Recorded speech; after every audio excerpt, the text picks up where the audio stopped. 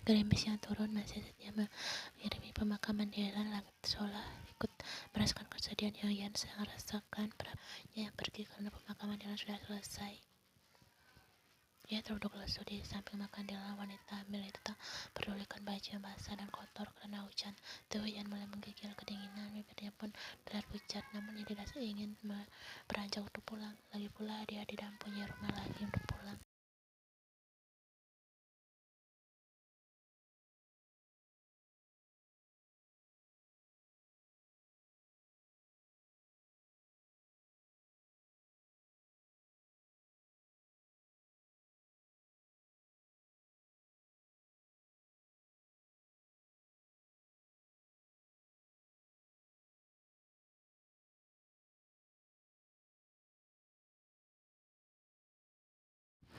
Dokter Wang menatap Ian sendu. Wanita itu tidak berhenti menangis, namun kesedihan tidak jelas di matanya.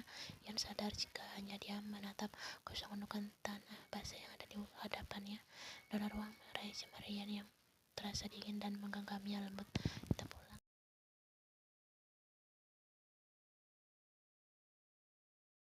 Ian mendongak menatap Dokter Wang yang berjongkok di sampingnya. Kenapa Dokter Wang begitu perhatian pada lelaki itu? Bukan siapa-siapa baginya. Sementara Teo yang sangat Ian harapkan kehadirannya justru tak pedulikan dirinya sama sekali.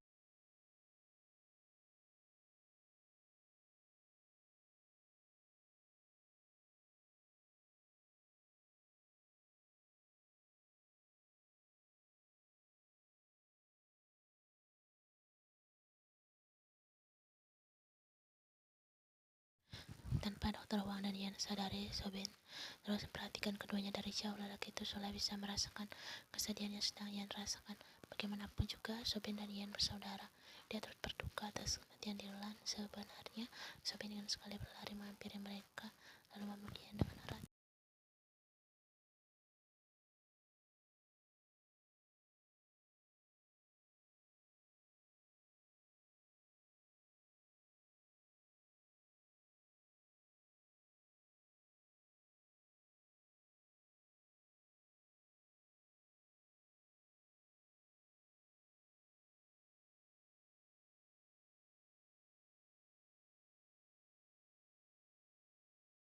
Kamu tidak menemuinya. Soben menarik Devan yang berdiri di sampingnya dari balik kacamata hitam. Dia menggeleng pelan sebagai jawaban.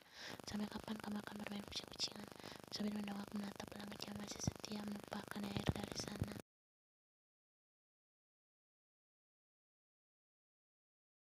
Soben punya keyakinan jika orang yang sudah meninggal pasti tinggal di langit yang sana. Apa ayahnya dan Dylan bisa melihatnya dari atas sana?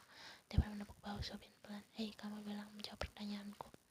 Entahlah, Van, aku tidak tahu. Soben mengedarkan pandangan ke sekitar. Ian dan Dokter Wang tidak ada di pemakaman. Pergi kemana mereka?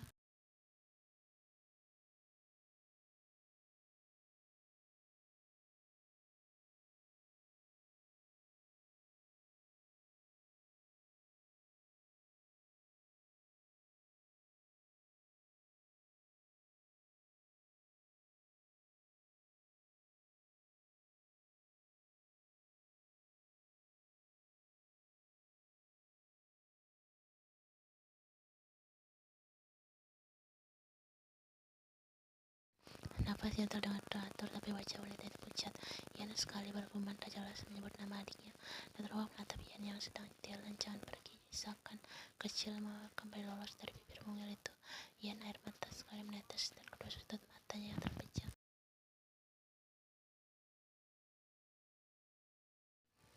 Dokter Wang pun mengusap kepala Ian dengan lembut agar kembali terlelap. Dia menggenggam jemari Ian yang terbebas dari selangit pus. Di usianya yang masih sangat muda, Ian harus menjalani kehidupan yang begitu berat.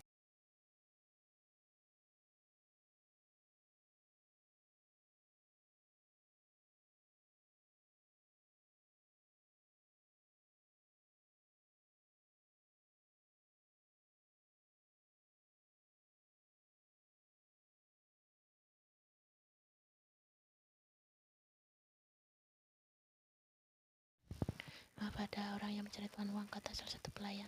Siapa? Saya tidak tahu, jawab pelayan tersebut. Dokter Wang mengerutkan dahi. Siapa yang ingin bertemu dengannya?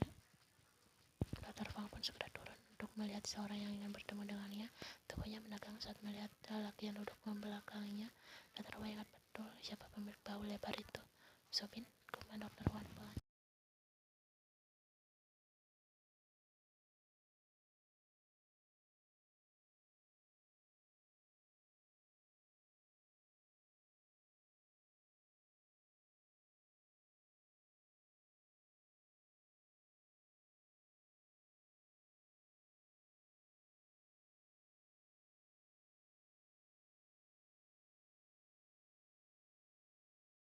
Dokter Wan menyaringnya. Untuk apa Sobin meminta Yen tinggal di rumahnya? Apa Sobin tidak malu karena pernah meninggalkan Yen hingga terpuruk? Kenapa kamu baru minta sekarang? Kemana saja kamu selama ini? Sobin mengusap wajah kasar. Aku ingin menebus semua kesalahanku, dokter. Izinkan aku membawa adikku pulang. Dokter Wan tersentak kaget. Adik?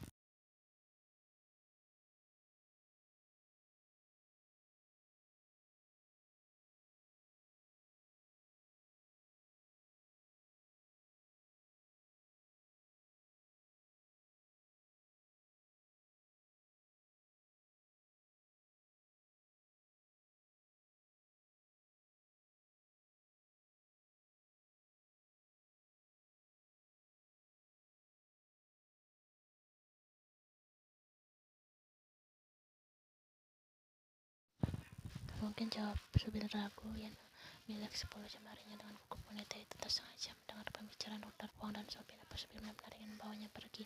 Jika dia pergi, bagaimana dengan Taeyong? Apa dia harus meninggalkan lelaki itu?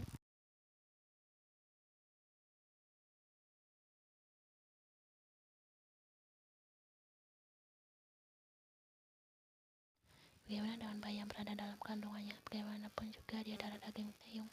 Yang tidak mungkin memisahkan buah hatinya dari ayahnya. Yang mendesak panjang. Tuan, apa yang harus kulakukan?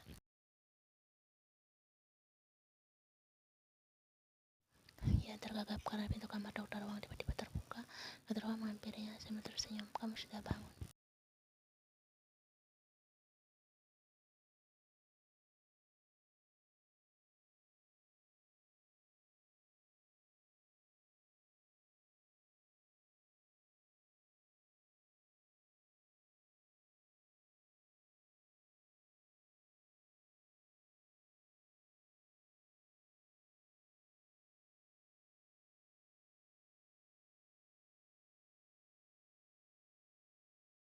Apa dia boleh masuk? Tanya Dokter Wang hati-hati. Dia tidak ingin memaksa jika Yan belum siap bertemu lagi dengan Sobin. Yan menarik nafas panjang. Tidak ada gunanya terus menghindar. Dia harus menerima kenyataan jika Sobin adalah saudaranya.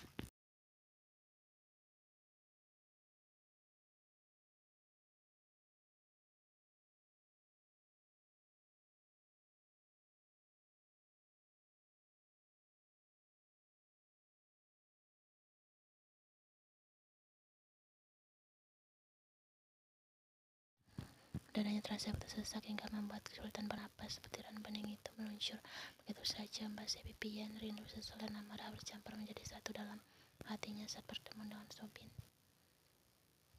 Tanpa diduga, Sobin menarik tangan Yan dalam dekapan. Yan malah semakin terisak dalam dekapan Sobin, meluapkan kesedihan dan kekecewaan pada lelaki itu. Jangan sedih Yan, aku masih ada di sini, kata Sobin sambil mengusap bahu Yan yang bergetar.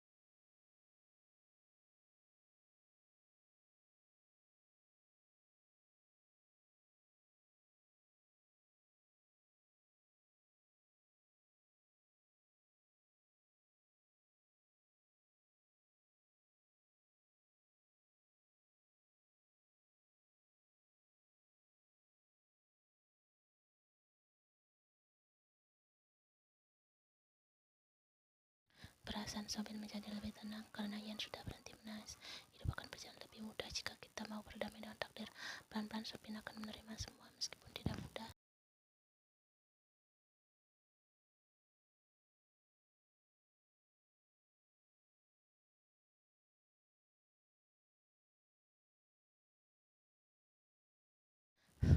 Lobi hotel Menara 2 Marina Bay Sands tampak ramai di jam makan siang. Seperti sekarang, banyak pengunjung dari kalangan dan atas sedang menikmati makan siang mereka, termasuk Taeyong dan Valerie. Keduanya sedang menikmati makanan lezat khas Taiwan, Chinese hotspot Sichuan, hingga mie sapi yang paling enak.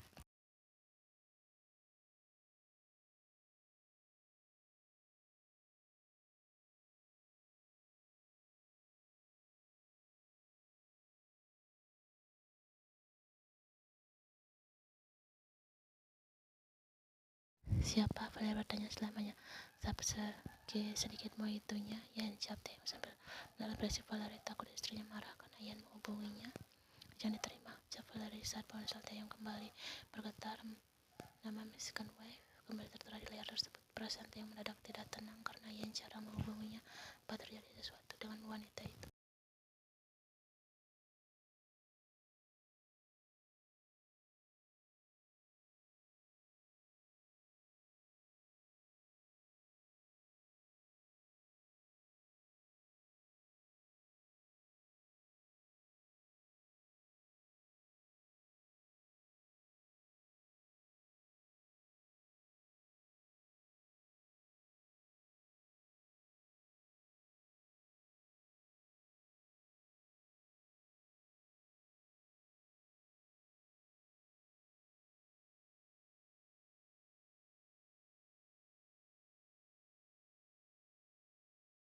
Taeyong merasa panjang tidak jadi menerima telepon meskipun dia sangat mengkhawatirkan Yan. Semoga Yan dan calon buah hatinya baik-baik saja. Setelah selesai makan siang, Taeyong dan Valeria berjalan-jalan mengelilingi Singapura.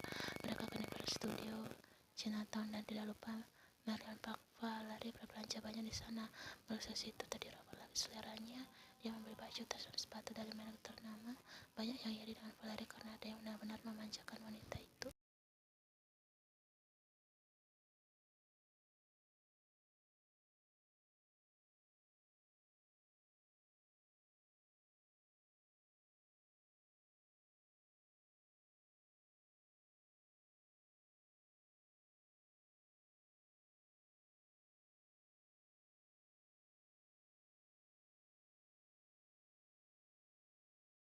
Valeria mencium bibir Taeyong sekilas. Senang sekali, terima kasih suamiku.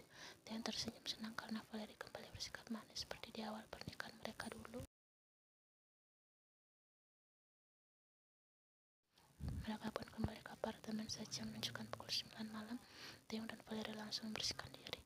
Taeyong lebih segar setelah mandi meskipun sedang berada di Singapura. Taeyong tetap saja sibuk dengan pekerjaannya.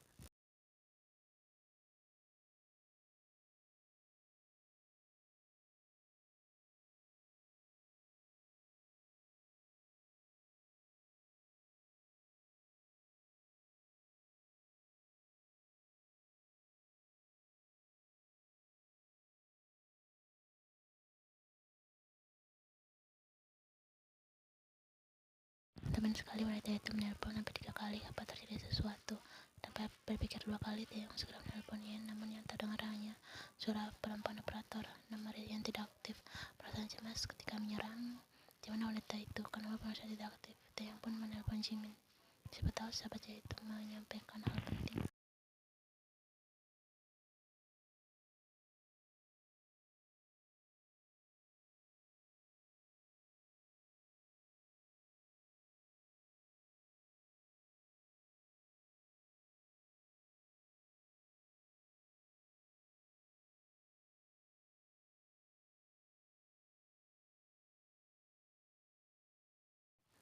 Taeyong tergagap karena ponsel di tangannya kembali bergetar. Ada panggilan masuk. Taeyong langsung menerima telepon dari itu. Melihat siapa yang menelpon. Halo, selamat pagi Tuan, maaf mengganggu malam-malam.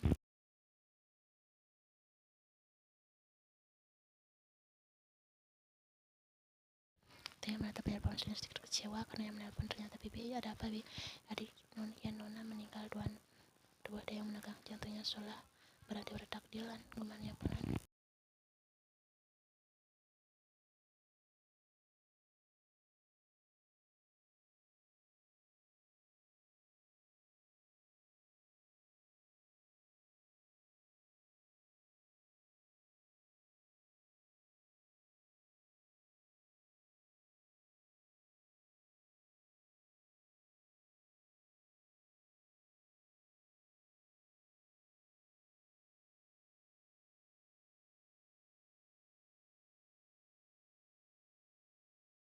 Kamu kenapa? Taeyong Valeria sambil meletakkan sebotol wine dan 2 gelas di atas meja. Taeyong tergagap saat mendengar suara Valeria. Istri pertamanya sedang menatap dengan pandangan menyelidik.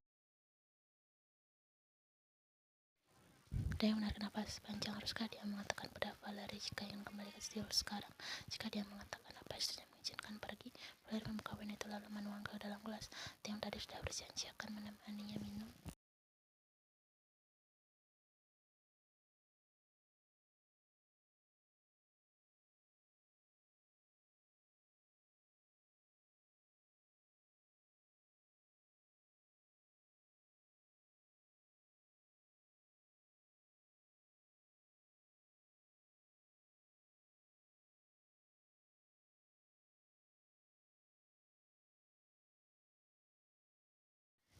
Valerie menyaring wanita itu menyilangkan sebelah kaki memperlihatkan yang mulus. Gaun tidur berwarna merah seperti itu membuat Valerie semakin terlihat seksi.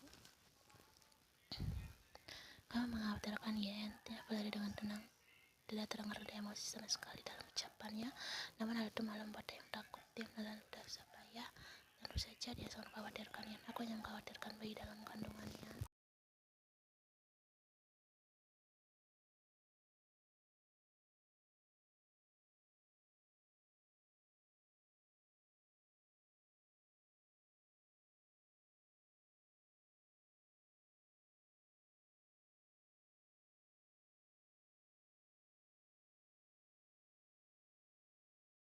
Valerie memainkan jemari lentiknya di dada Taeyong berusaha membangkitkan suaminya. Aku berusaha untuk mempercayaimu sayang, jadi jangan pernah membohongiku. Valerie mendekat dengan pelan menyapukan. Sementara tanpa tidak tinggal dia membuka Taeyong dan mengusap naik turun.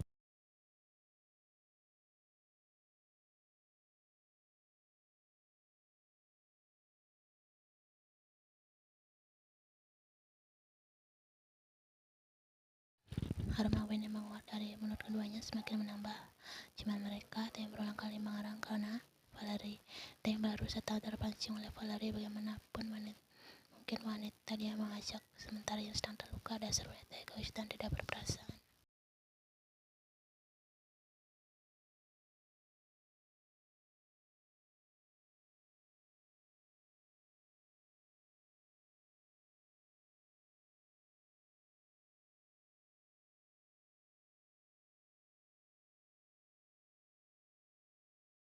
Semoga wanita itu baik-baik saja. Taeyong yakin Yen wanita yang tangguh.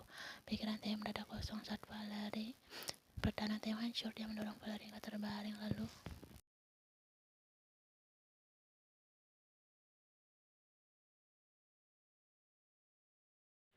seringan kecil menghiasi Valerie karena berhasil memancing. Taeyong, kamu membangunkan singa tidur, sayang, bisik Taeyong terdengar salah.